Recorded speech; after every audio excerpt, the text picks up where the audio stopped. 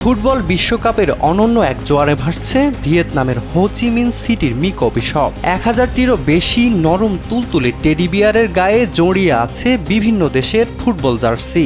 উত্তর আমেরিকায় খেলা চলায় এশিয়ার দর্শকদের গভীর রাতে ম্যাচ দেখতে হচ্ছে বলে ফুটবল ভক্তদের জন্য 1000টি পুতুলের এক অভিনব টেডি আর্মি সাজিয়ে আন্তর্জাতিক গণমাধ্যমে নজর কেড়েছে এই ক্যাফে, যা সামাজিক যোগাযোগ মাধ্যমে এখন রীতিমতো ভাইরাল। ক্যাফেটির প্রবেশদ্বারে স্বাগত জানাচ্ছে ফুটবল কিংবদন্তি লিওনেল মেসি।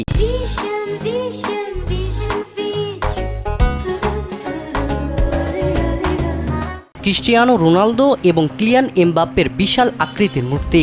ভক্তরা ভেতরে ঢোকার আগেই প্রিয় তারকাদের সঙ্গে ফ্রেমবন্দি হচ্ছেন। ভেতরে বিশাল স্ক্রিনে সরাসরি সম্প্রচার করা হচ্ছে বিশ্বকাপের ম্যাচগুলো। এই পরিবেশ কেবল ফুটবল প্রেমীদেরই টানছে না, বরং এটি হয়ে উঠেছে তরুণ প্রজন্মের গভীর রাতের এক নতুন আড্ডাস্থল।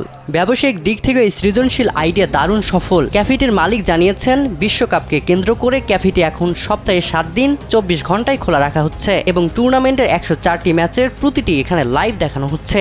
এই ফুটবল থিম চালুর পর থেকে ক্যাফেটিতে ক্রেতার সমাগম প্রায় 50 থেকে 70% পর্যন্ত বৃদ্ধি পেয়েছে।